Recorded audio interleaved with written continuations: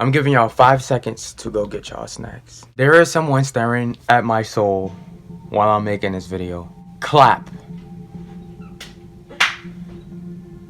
There was this girl named Emma walking to her locker one day at school, and this guy named Jay spotted her. When he spotted her, he got closer to her and he got closer to her. And at the time, Emma didn't think nothing of it because she didn't know his true intentions until he was just there next to her. And she decided to walk off because she knew if she didn't walk off, he would not walk off. One day at school, the same guy named Jay knocks on the classroom door. How he knew where her classroom at? She didn't think of all of these things at all, but this guy is stalking her. Knocks on her classroom door. Her teacher is teaching. Everybody's in her class. The guy Jay says, "It's urgent. I really need to talk to Emma like right now." Teacher didn't want to disturb her class, so she told Emma, "Get your things, go talk to him." Real quick, she went outside the hallway. The door closed and Emma told him, "Is there something wrong with my family? What is going on?" What was his demeanor when he was saying your life is in danger? He was serious, but he put his body close to mine, his face close to mine, which made me extremely uncomfortable. And there was an urgency in what he was saying. In the hallway, she felt really uncomfortable with this guy, and she knew that something was really off about him. This guy named Jay is very talented. He's really good at music, but it was just something about Emma that he wanted. High school officials give Jay a formal warning and tell him to stay away from Emma. Next day go by, she receives a lot of messages from the same guy. Hundreds and hundreds, if not thousands of messages. But she don't know who it is because in the unknown account, receiving thousands of messages. Them being dirty, them being dark. It's a lot of different things. One day at school, she's just walking and she gets a touch on her butt. Ooh. Alright, I'm not trying to make this funny, but she gets a touch on her butt. And it's by the same guy named Jay. And it turned out he touched numerous of other girls on the butt. So she knew that maybe this is the guy that's messages me like this. And it turned out that it is the guy that's messaging her like this, making up a lot of stories that he wanted to do to her. A lot. And she gets really scared at this point. She files a police report because she wants this guy gone. I'm not vengeful or angry. I'm scared. She don't know what he's capable of, but she knew that he's capable of doing anything to her.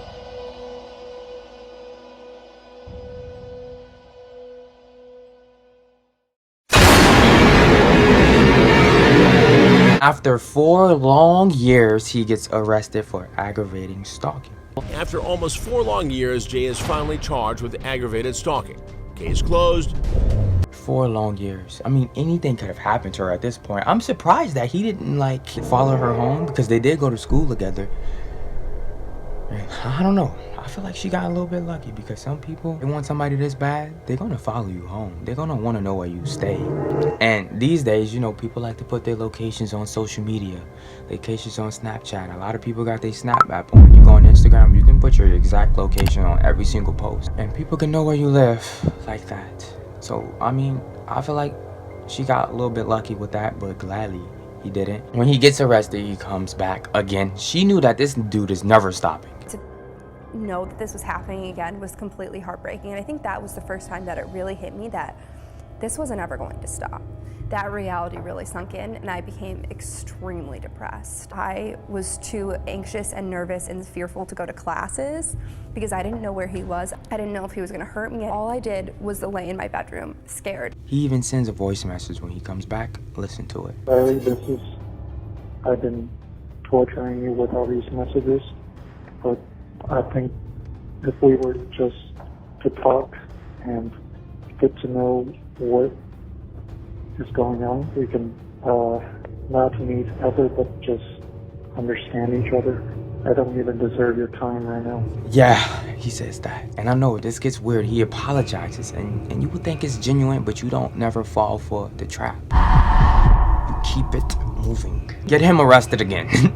But he knew what he was doing was wrong. He knew what he was doing was horrible. He turned himself in. Maybe he did it so in her eyes, she can think, oh, he's changing. Maybe he did it just all for her and not really for himself. You don't know why people do the things that they do. But he turned himself in. She's free, right? But she don't know when he's gonna come back again. Because he can comes back again. When he was 17, police were called when Jay was found going door to door looking for a girl he knew from karate class, but hadn't seen in a year. It turns out the guy, Jay, had a mental condition, so he was mentally ill. But that brings me to these videos of a lot of girls getting watched and they don't know. The guys go out their way and they do anything for anyone that they want. This guy, he dressed up as a full female. The hair, the clothes, the makeup, he did everything he wanted to do. And as you can see, he got caught on the surveillance camera. And he was waiting by the elevator for this one girl. And luckily she didn't get on that elevator, because him with his head down like this, walking, you would think it's a girl, but it's not. It's a guy pretending to be a girl.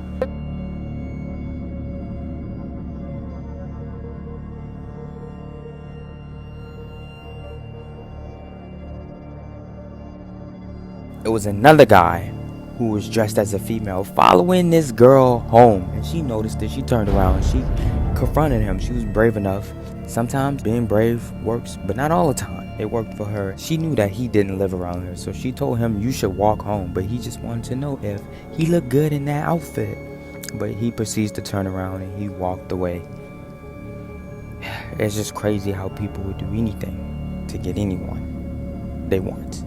And there was another girl walking in the neighborhood, and she didn't see this guy behind her, but he kept following her and following her until she got to her apartment place. When she got to her apartment place, she still didn't know that there's somebody right behind her.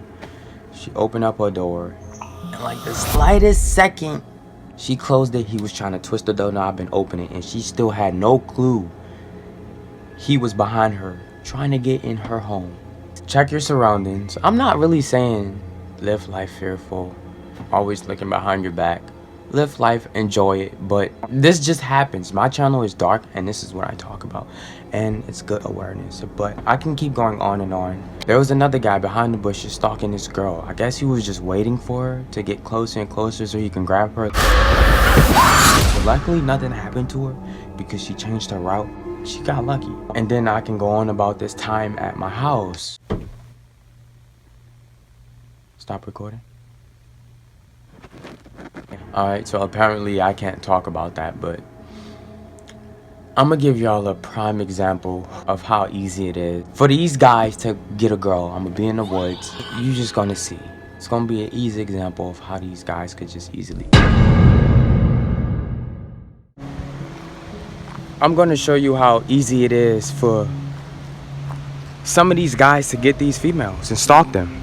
Alright, as y'all can see, I'm in the woods. And right there, if you can see her, there's a female. And this is how you bait them in. And they don't even know your true intentions. But ladies, this is why I say carry mace. Excuse me? See, she turns around. She don't know your intentions. She don't know what you're planning. And you just act like a calm man, because this is what these guys do. How you doing? I'm doing good. I'm just filming something for my YouTube channel. See, she don't know what I'm about to do to her. Yeah, how you doing? My name's Ras. My name's Olivia. Alright, obviously we know each other. But stay safe, carry mace.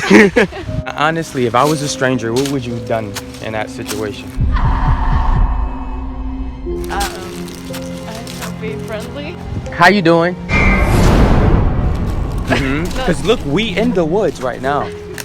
We in the middle of the woods right now, like literally. It's nothing she could have done if my intentions was bad. It's nothing. No. You don't have no mace? You have no mace? No. No taser? So she got lucky. She lucky, but never let your guard down. Oh no. Now let's talk about this Travis Scott thing. It's gonna be a little bit short, but y'all wanted me to talk about it. The first thing that I want to get into is the mouth of Travis Scott. When you enter, you come through his mouth. And there's a painting way back in like the 1900s. And that painting represent hell. Similarity paintings. There's another video out there of these shadow figures walking above the stage while he's performing. Nobody know what it is. Nobody know what it means, but it's just a little bit weird. And you know how everyone was screaming, asking for help? If I black out the video and just let you listen to it, it sounds like everybody's burning in hell.